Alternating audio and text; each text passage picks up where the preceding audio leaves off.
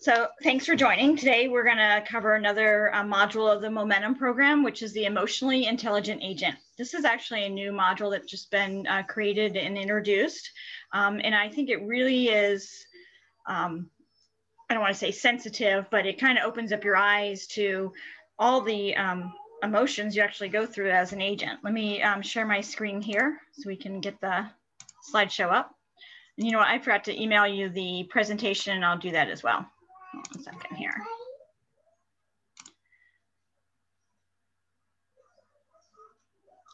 Can you see the screen with the disclosure? Yes. Okay, perfect. All right. So this is the Emotionally Intelligent Agent. And there is a handout to go along with this, and I'll email it to you separately, okay? Nothing that you would need to follow along right now.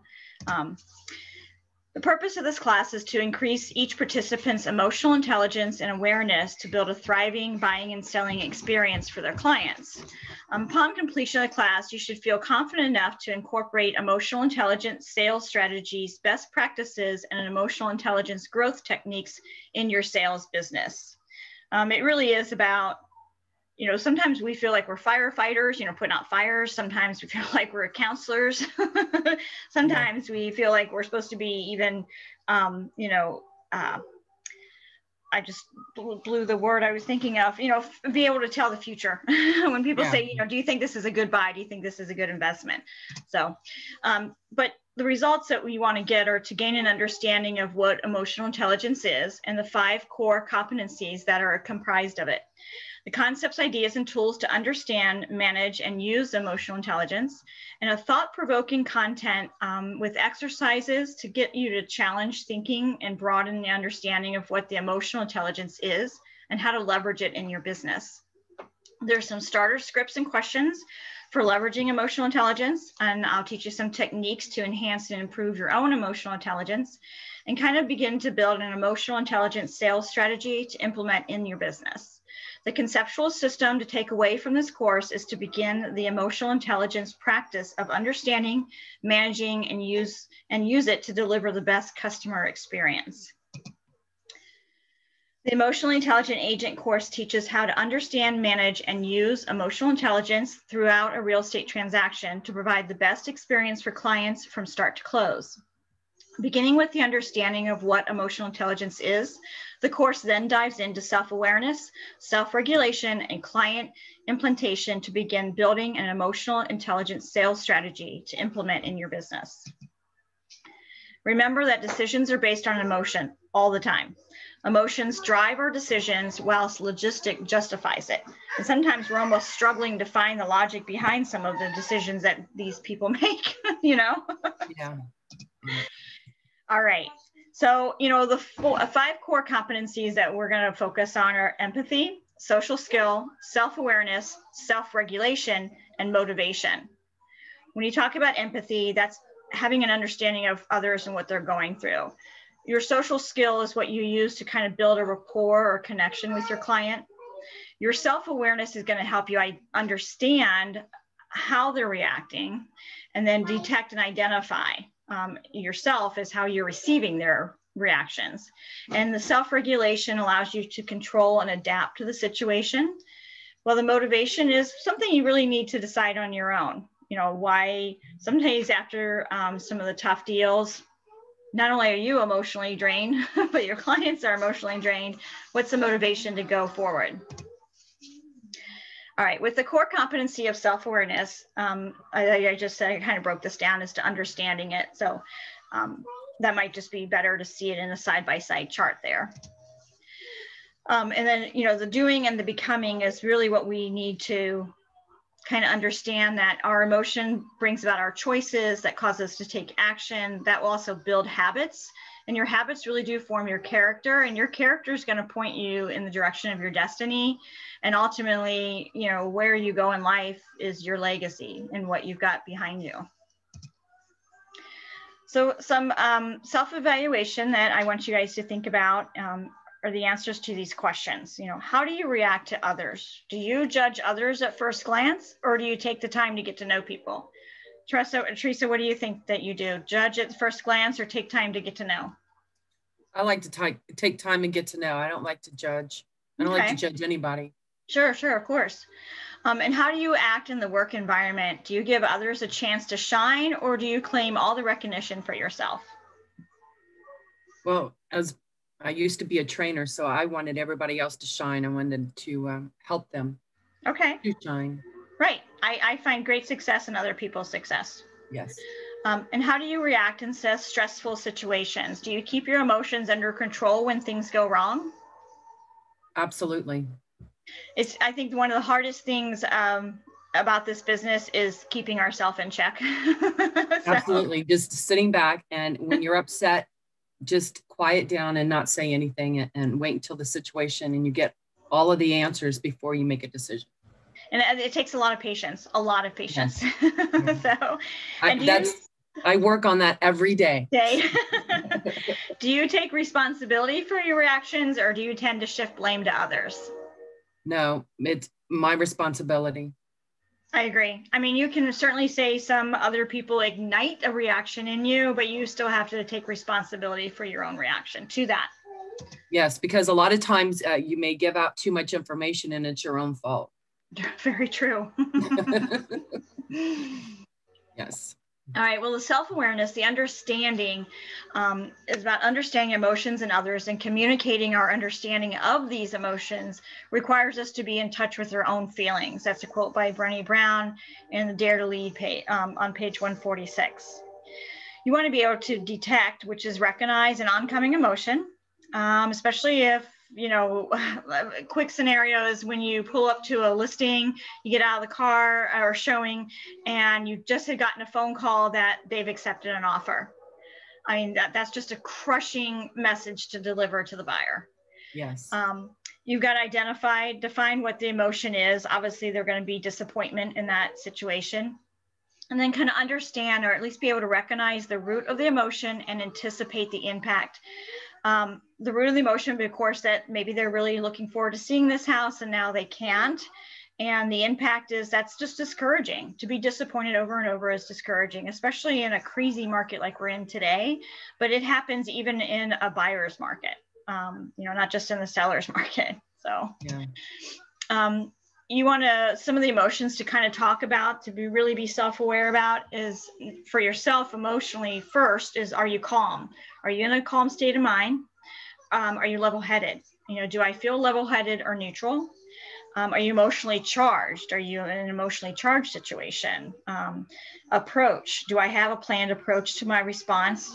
And are you ready to respond? Am I ready to positively and productively respond? With that scenario about, you know, missing out or having to arrive at a showing that, you know, is already under contract, they tell you to go ahead and show the house anyway. Nobody wants to walk through that house. But you need to be calm. You need to be level-headed in just that. No, I don't think we should go through.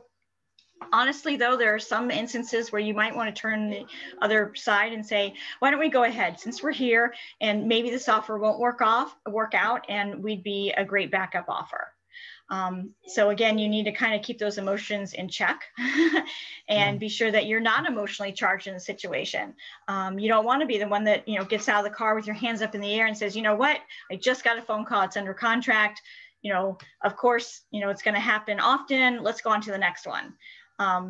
So that really would not be the approach to take, to be emotionally charged like that. You want to be able to respond readily, like I suggested just a few seconds ago about, you know, we don't have to go in, but maybe we should, because it really could be a backup situation.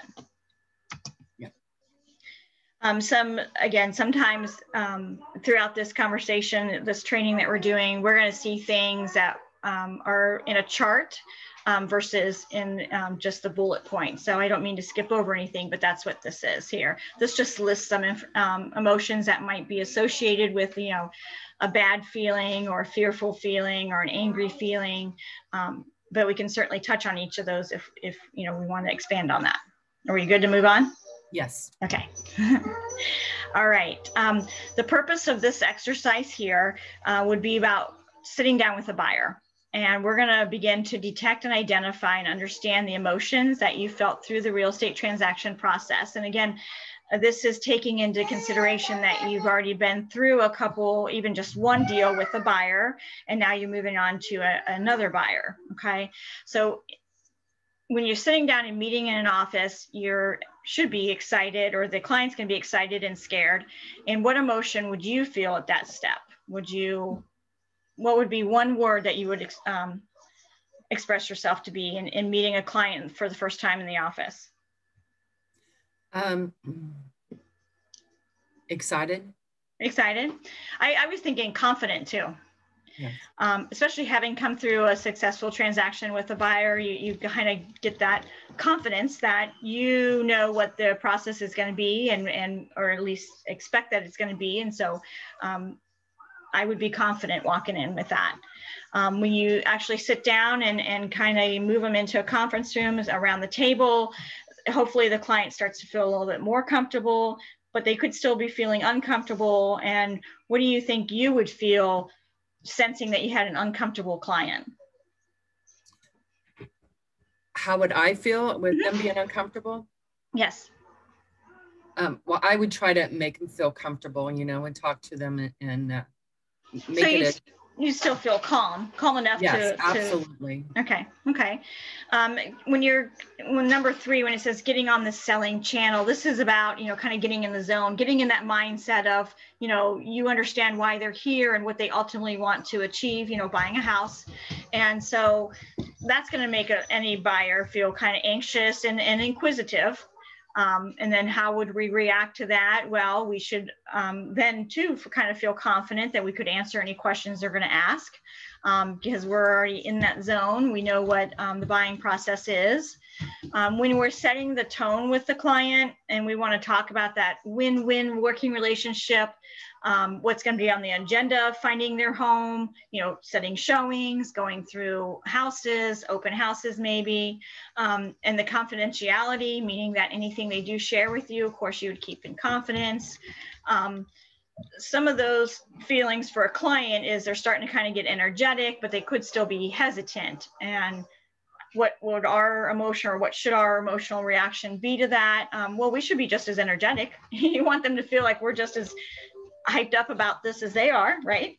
Absolutely. And so I think hesitance should not be one of our reactions, but we can definitely feed off the energy from our client. Yes. When it comes to uncovering the needs and wants of our clients, certainly they want to be understood. They want to feel that their wants and needs are valued, and most of all, respected. And ultimately, in return, we should certainly be able to substantiate that we understand, what their wants and needs are and why that would bring value to their wants and needs. And ultimately, through everything, you want to respect your client. You want them to feel that you respect them.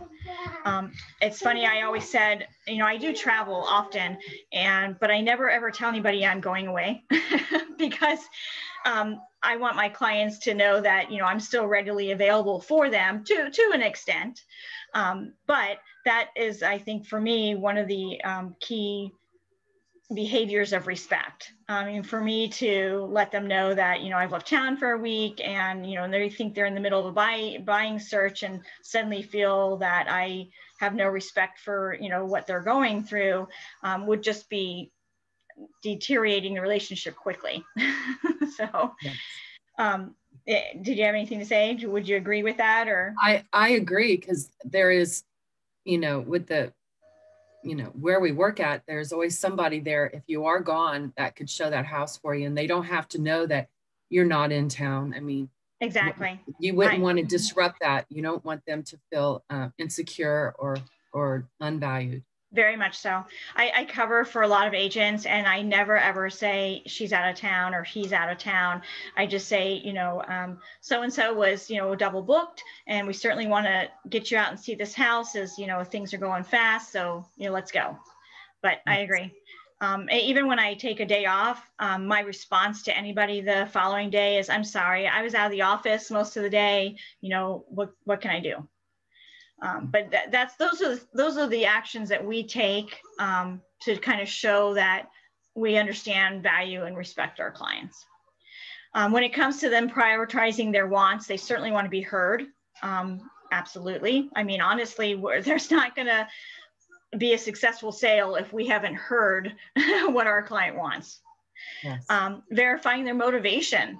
They want to, of course, feel verified, and we want to feel verified too. I mean, nobody wants to show, 10 houses to, even just 10 houses to a buyer, or that, isn't really ready to buy yet, Yes.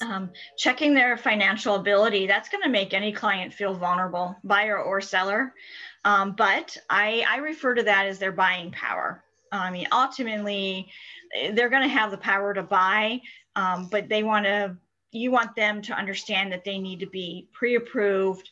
It's just armor for the battle that they're going to get into, especially with multiple offers. But even with no multiple offers, you want them to be equipped enough to buy the house that they fall in love with, right? Right. When you talk about transitioning over to the roles and expectations between yourself and a buyer, we all want to be in agreement. Explaining the process, you certainly want them to you want them to feel confident in it, to be rest assured about it. And when it comes to explaining your role, they really want some clarity in that. Not everybody comes into this process having had purchased a house before. So it really is a first time scenario more times than not. And I think one of the biggest things when it comes to buyers is they truly don't understand that they're going to go through this roller coaster of emotions and steps along the way. So Yes. It's very eye-opening. And I think if you lay that out in front of them first, that's definitely going to bring some clarity to them. I agree. All right. When it comes to sellers, throughout the exercise, we want to be able to, again, identify and detect and understand the emotions. Just as we kind of did just with buyers, when you're sitting down with a seller for the first time and start asking some pre-listing questions, even if you haven't sat down with them, it's just a phone call, they could feel a little anxious.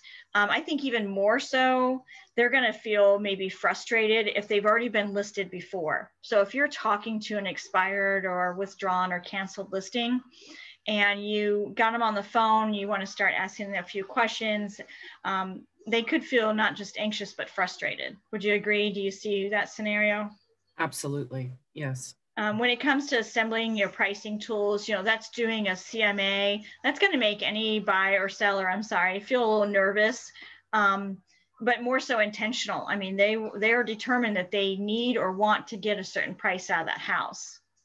When you're confirming an appointment, that should lead them a little curious.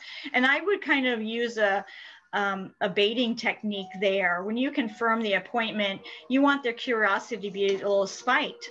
So it could be incorporating a little, video in there, sending it to them and saying, hey, I'm just confirming our appointment for Thursday at 7. I look forward to meeting with you. And I'm going to go ahead and drop off a marketing package that I have that we could talk more in depth about when we do meet. So again, think about doing something that's going to spike their curiosity and make them look forward to sitting down with you. When you've prepared the listing agreement ahead of time, that's going to really impress a seller. It kind of means that you're down to business, that you are ready to go on the next step in the process. When you kind of get yourself in that zone, that the phrase right there in number 5, get on the listing channel, just like it was on the buyer one, it talks about getting in the zone, clear your mind of anything else. Don't even want to talk about buyers at this point. You want to talk only about that seller, the listing of that house, the marketing of that house. And it kind of makes them get ready and kind of feel content about the process that's coming up. You certainly want to arrive on time. That's going to really test the trust of your client. You don't want them to be hesitant if you are running late. And it makes them kind of feel more prepared if you're there. Some of the things, and we talk more about these next few steps in the listing conversion class, when we talk about offering to remove our shoes, moving towards the kitchen, requesting a home tour, building some rapport, and asking to be seated. Those are kind of all very little steps in the process that have really big, impactful reactions from clients. So I'm going to leave that a little vague just so that we can talk more about that in the listing conversion. When you're explaining the purpose of sitting down with a seller and how you want that to be a win-win scenario for both of them, they should really feel enlightened. So you want to keep your reactions kind of upbeat, confident, even excited, kind of energetic. When you're reviewing the agenda, kind of talking about what the process is going to be working together, you certainly want them to feel prepared and even empathetic to the process, to the next few steps. When you talk about bringing an offer and the confidentiality that you'll have as their listing agent for their scenario, their situation, that will certainly make them feel respected. So your reaction, your emotion at that time should really be, respectable or respectful, but more so about the integrity. That you're there for them, you're loyal. Okay. When you're uncovering their needs, why they necessarily need to get out of the house. Is it to move on to a bigger house, smaller house? Maybe they're financially struggling with keeping up in the house. They certainly want to be understood and valued. When they talk about and prioritizing those needs, you want them to feel special about their decisions. They want to feel nurtured. They certainly want to feel appreciated. So you in turn should be, feeling very appreciative that they're giving you the opportunity to help.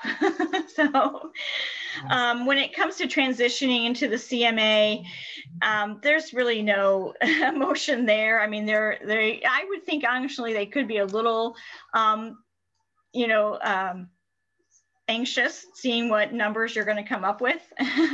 Yes. But you certainly want to be able to introduce them to a CMA and kind of ease any confusion. So you certainly want to be able to educate them, and so that they feel confident and I don't want to say knowledgeable, that anything you've shown them becomes tangible, so that they understand where you've come up with the price, why you've come up with it, and how it's going to deliver, what they need and they've prioritized as their wants. Does that make sense? Is that yes, it does.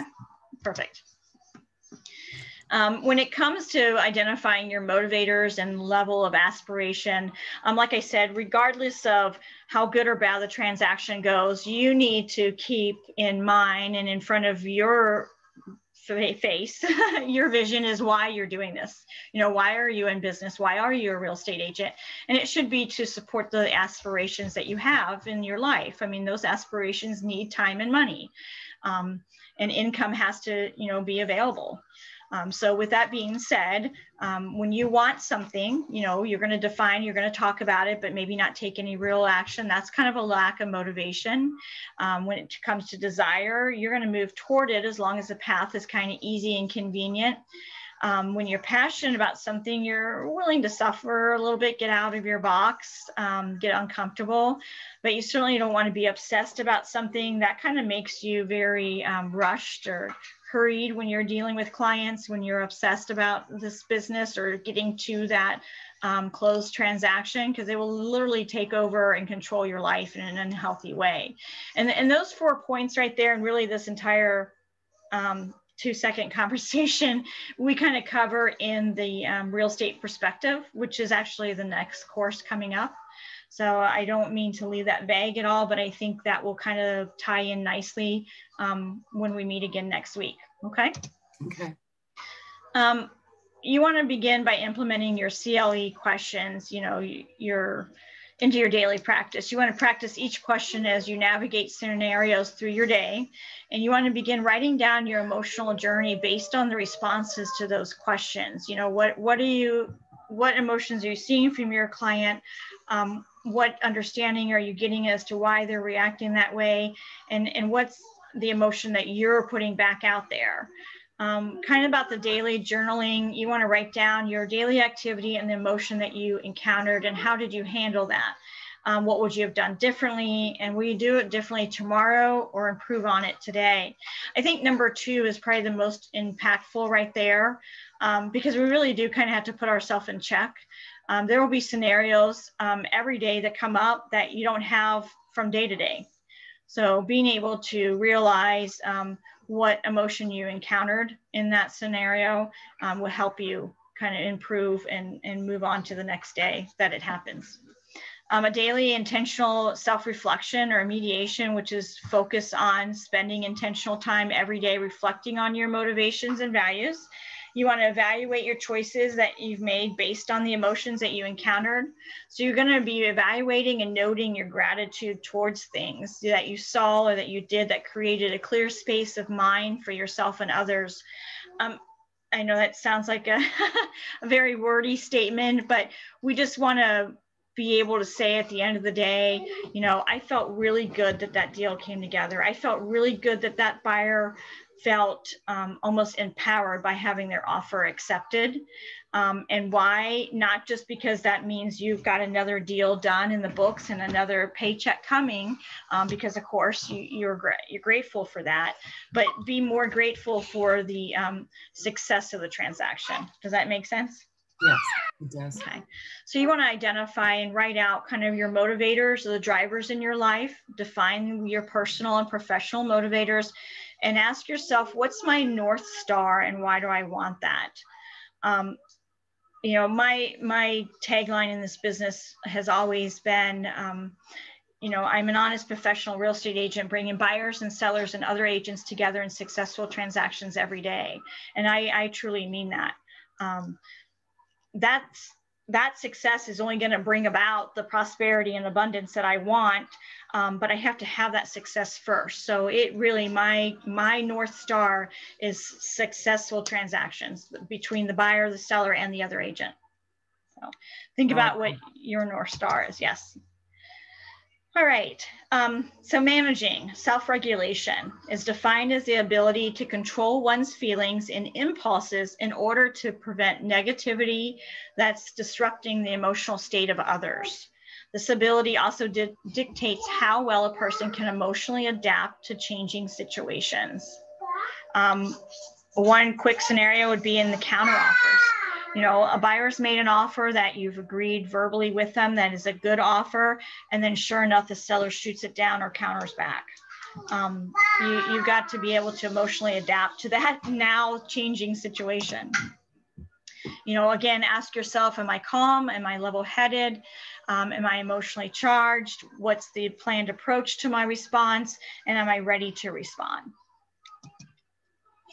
One truth in this business for sure is the next time you face an undesirable emotion, before you respond, you need to ask yourself, will my response or reaction disrupt the emotional state of myself and or those around me?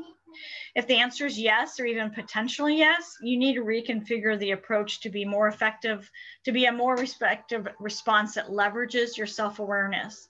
Establishing a clear mindfulness and awareness to your emotions puts you in a mindset of how you might feel as if you were in your client's shoes hearing the response. Maybe your buyer wants to make a really low offer. You know it's low, you know they're going to kick it back, and you maybe have that brief conversation with them and they still want to present that. That's the offer you present, and sure enough, they come back.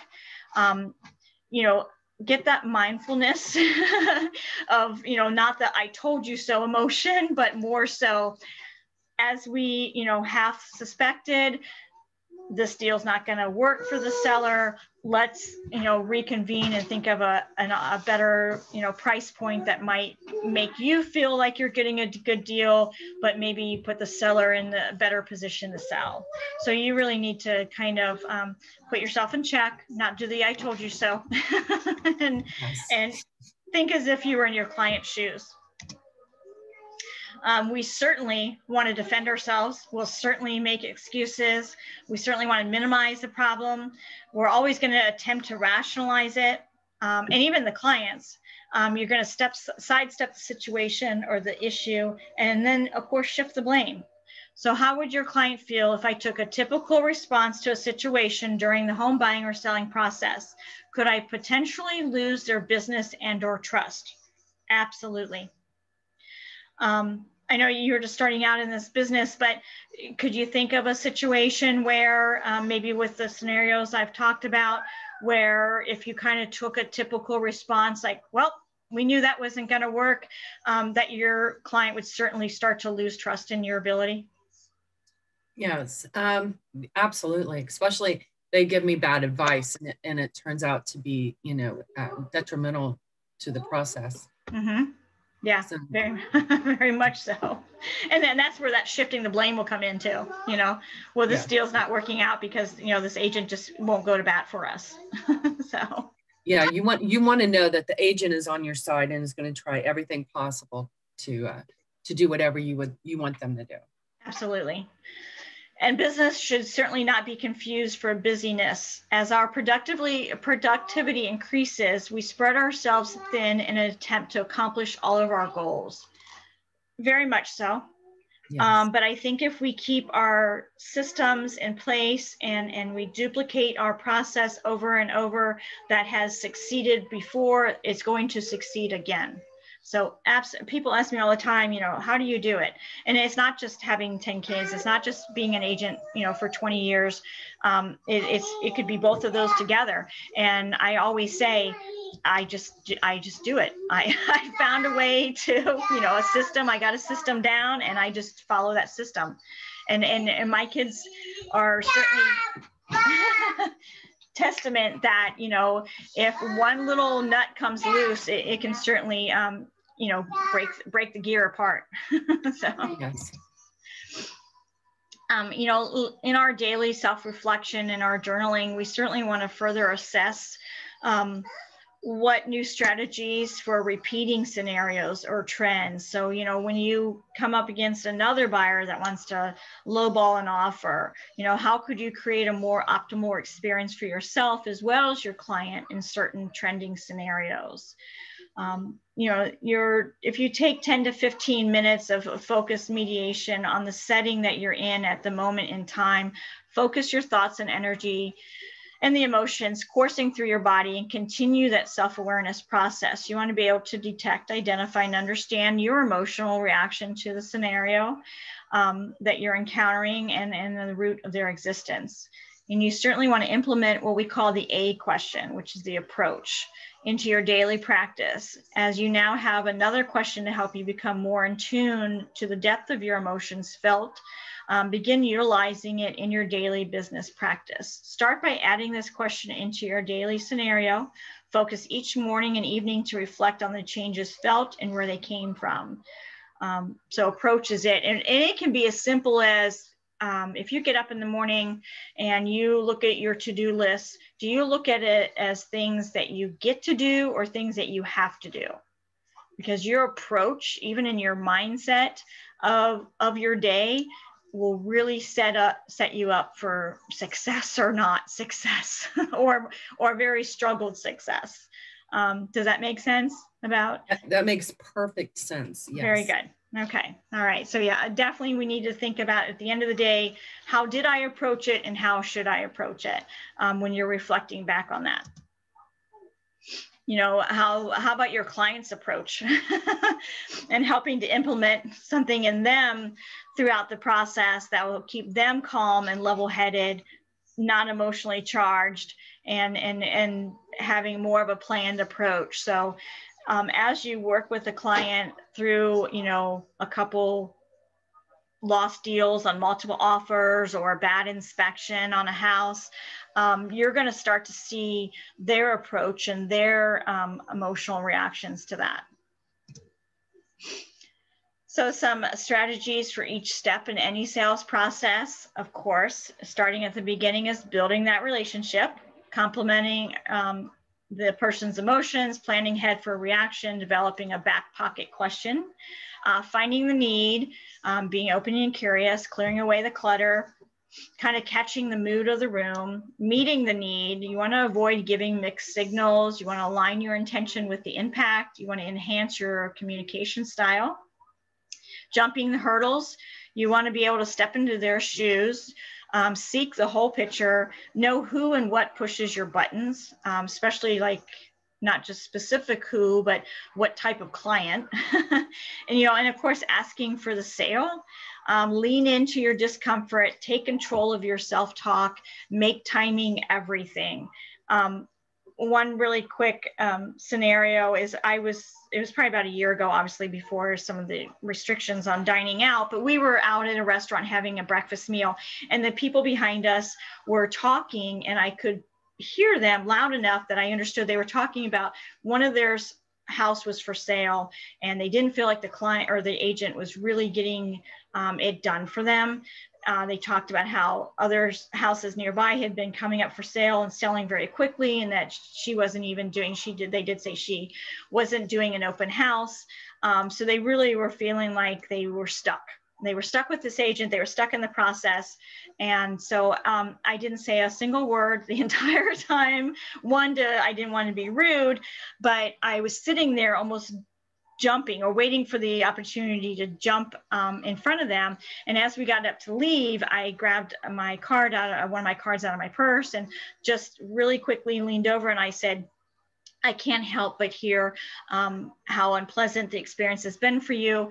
And I would certainly want to answer any questions you might have about how it could be better. And I just laid my card down and walked away. So I did not get a phone call, but I guarantee it made them ask their agent, how can this be better? So absolutely. Yeah, so things like that. Through this next exercise we're going to do, we want to begin to formulate our emotional intelligence sales strategy. This is accomplished by leveraging knowledge of your own emotions and motivations in preparation for gaining clarity of your client's emotions and motivations through the home buying or listing process.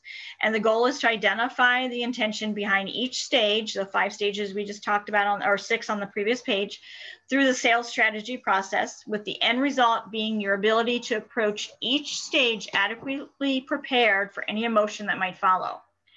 So when you're building a relationship, you want to complement the person's emotions. You might say, imagine yourself sitting down, meeting with a buyer or seller. I bet you're really excited and kind of anxious about what we're going to embark on. Plan ahead for the interaction. They could respond with, absolutely, we have no idea what the next step is, and we're at your mercy. Develop a back pocket question. That's kind of a, it could be anything from, what's your dream home? My back pocket question is, how are you going to feel when this is all done? So I want them to say, happy. I'm going to be in the house that I want. So kind of think about what your back pocket question would be meeting a client for the first time. Find the need. You want to be open and curious. Find out why they want and need what they're telling you they need and want. Clear away that clutter.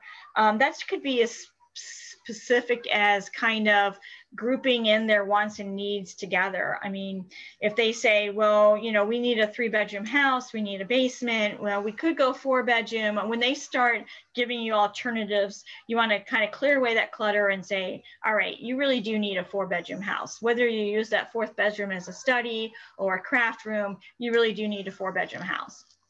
And you want to catch the mood that's going on in that room, talking with them and getting the answers out of them.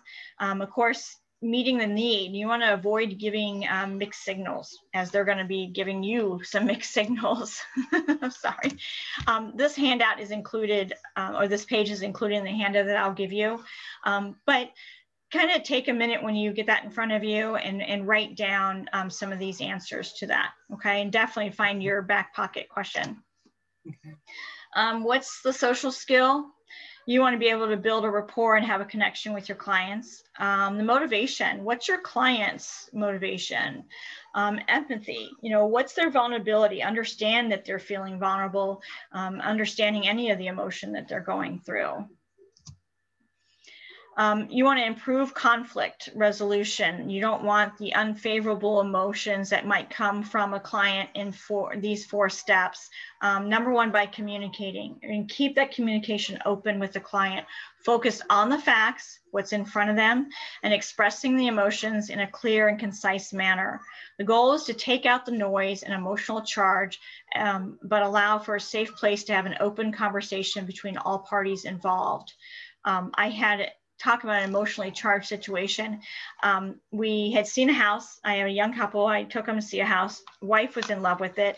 Husband was kind of like, whatever she wants. So with that being said, she was certainly leading full of emotion. And we actually went and looked at another house in the time that it took her to get her parents back to that first house, because they were going to make an offer on that first house. And no kidding, we're walking through the house, parents and all, and I mean both sets of parents. So I had 6, 7 people in this house, all emotionally charged, feeding off of her emotional state, and get a phone call from the agent that they just accepted an offer.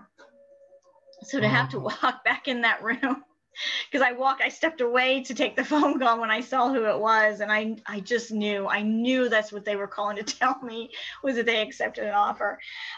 When I walked back in and I said, hey, I just got a call from the listing agent, and it's not going to be the best news you want to hear. Before I could get the words out of my mouth, she started bawling her eyes out. She's got her husband there. She's got her dad there. She's got her mom there. She's got her in-laws there, and me. And talk about feeling like the one person who didn't want to be in the room was me. Yes. But, you know, I had to remain very calm and say, I know that was crushing for you to hear, and it was even harder for me to deliver. But, you know, we've talked about, you know, this happening. Things are going very fast. And I know you took just an hour to get everybody here, but, you know, and they were more understanding than she was. And she certainly didn't lash out at me. She really just looked at me and said, how many times is this going to happen? You know, so I heard her. I know you're right. And it's probably going to happen again. But yes, I went through that last year when we moved here, because we lost out on our dream home because we had a contingency with our other home in Maryland. And what was devastating was that they ended up and we did at the same time of closing the houses. So if they would have waited for us, they would have closed a week sooner if they would have just been patient. Oh yeah, that would have been hard to bite too. Yes. So, you know, communicating, actively listening, you know, let them lash out at you, let them get it off their chest. So then you can actually have some options to review with them. And then end with a win-win solution. I mean, sometimes you almost as an agent have to let your buyer feel like they've won more than you have in that scenario. Yes. Because everyone's win is going to be a different outcome, but collectively they should be the same. Okay. So gain agreement together on a solution that benefits all parties involved. All right. So some of the steps to kind of help you in the sales strategy is, additionally, being able to identify the motivations and drive, gaining the knowledge of what's behind the client's needs and wants, which will help you to build upon your emotional intelligence sales strategy to create the best client service experience throughout the home buying listing process. Additionally, in the beginning, to formulate the thought-provoking, emotion-provoking questions, you will begin to build a rapport and a connection that defines those social skills that you want to have with your client. And the foundation will allow for you to encapsulate, the empathy toward a shared common space of understanding. And really, that's going to take a lot of questions. So it's going to be through asking questions that you'll come to an understanding of where your buyer is or client is emotionally. So, you know, build that rapport. When it comes to, you know, working with a buyer or seller, you know, we've got those processes we kind of just talked about in those other 2 charts behind, and we kind of cover those, or not kind of, we absolutely cover them specifically in the buyer and the listing conversion classes, which are coming up in a few weeks. Developing that back pocket question, you know, I want to thank you for investing your valuable time with me today. And it's important you know that I'm only interested in making sure your needs and aspirations are met and that we can have a win-win cooperative relationship. Is that fair? Or my goal is to ensure those who work with me make the most informed, intelligent decisions possible. Do you feel as if that's my intention? Like I said, you know, a couple minutes ago, my back pocket is, how will you feel when this is done? How will you feel when we're at the closing? And that kind of sums up, I want their one word answer to be, happy or satisfied or successful. So kind of, again, this is some prompts to help you with your back pocket question. You certainly want to implement your clear questions into your daily practice by focusing specifically on your clients, as you now have questions to help you become more aware of emotions that are felt and begin utilizing them in your daily business practice. By asking these questions as you approach each situation with your client focused on the state of the client themselves. Implement the R question into your daily practice to identify your specific response to scenarios. Whether favorable or not, identify areas of improvement for next time. Document your journey through each buyer and sale process to begin growing your skills and knowledge of emotions and responses that are best received. Identify and document your client's emotional state throughout each stage in the buying and selling process to determine if there's any unfavorable emotions that have arisen and what was your response to it, and could a situation have been handled more efficiently. Leveraging care to assist in handling conflict and resolution or unfavorable emotions in a positive and productive manner. Document your findings and adjust your approaches as needed moving forward. I really think this is something that should be given or introduced to every new agent in the process, or the agents that are feeling they're kind of burnt out on their business. Would you agree? I mean, I know this is kind of intense stuff, but are you finding any benefit from it? Absolutely. For me, it's just getting as much information as possible. Mm-hmm. And I know I'm not going to remember all of it, but it's like opening a book until finally you know what it's all about. Exactly. And it will be something that you'll recognize or, become more aware about and recognize when it's happening. So yeah. Very good. So in putting it all together, you want to be able to understand, becoming more self-aware, manage by regulating your emotions for sure, and then use it by growing your social skills, identifying the motivations, and becoming more empathetic. The mindful self-assessments and self-reflections will help your core motivation connections, not only about why you're in business and what's motivating you to work with clients is, what are the client's motivations? Who wants to jump into the home buying process unknowingly? I mean, talk about making the biggest investment of your life and not knowing anything about it. So, yes. And actively listening and delaying that gratification, until you get to that successful point. All right, so what's our emotional intelligence growth system? Again, implementing the CLE questions into your daily practice, the daily journaling, the daily intentional self-reflection, and identifying, writing out your motivators and drivers in your life. Again, what's your North Star and why do I aspire to that? Managing it, your self-regulation. Assess your daily reflection in your journaling, reflect on that. Do some intentional mediation, 10 to 15 minutes of focused mediation on the setting that you're in, and implementing that A question, your approach.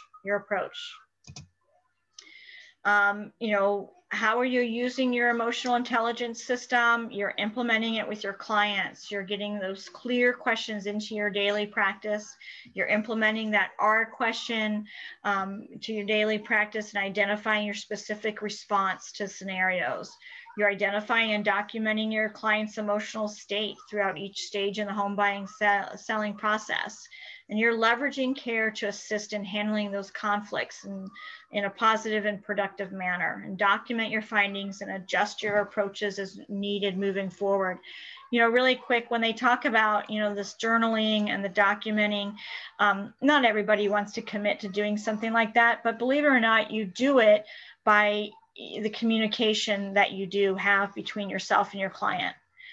So, when you walk away from a deal that's gone down because the inspection was worse than you expected, follow that up with, a response, even if it's a phone call, an email, or a text message later on. hey, I know that was really rough and you're probably done for the day, but we're going to, find another house, and we're going to be able to spot a few of these things that came out in this report first-handedly, and be able to react differently. So whether that's in a text message or a voicemail to them, that's documenting the process. So be sure to do that. I mean, I follow up in ways like that all the time, and it really kind of strengthens the rapport between myself and my clients. And so that really kind of wraps up our session today. Hopefully you feel a little emotionally charged and ready to, good, and ready to take on a little bit more of your business and exploring those options. So thank you for joining me today, and I will email you that handout. And on another note, have you gotten into the MLS and tried to explore a few things there? Yes, I've been practicing. Yes, I have. Very good. Very good. Awesome. All right. Well, next week we've got Bouge. We're going to focus on our websites. So I definitely wanted to get your website up and running for you and make sure that's out there. Thank you so much for today. I appreciate all the help you give me. You're welcome. You're welcome. Are you going to be at the Bridgetown office later too? Yes. Awesome. Then I'll see you soon. All right. I'll see you then. Thank you very much. Thank you. You're welcome. Bye-bye. Bye.